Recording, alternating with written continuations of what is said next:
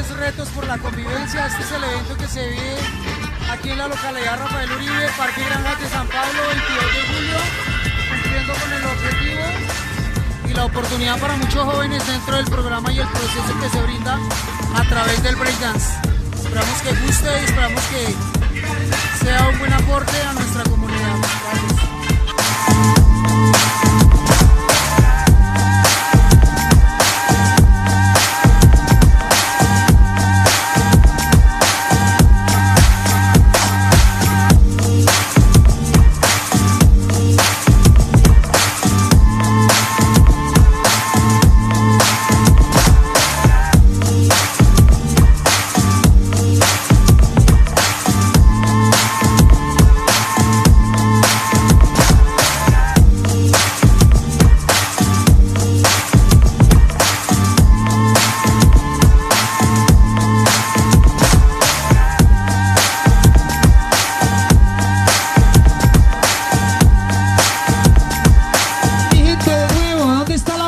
Aplauso para estas Bigger.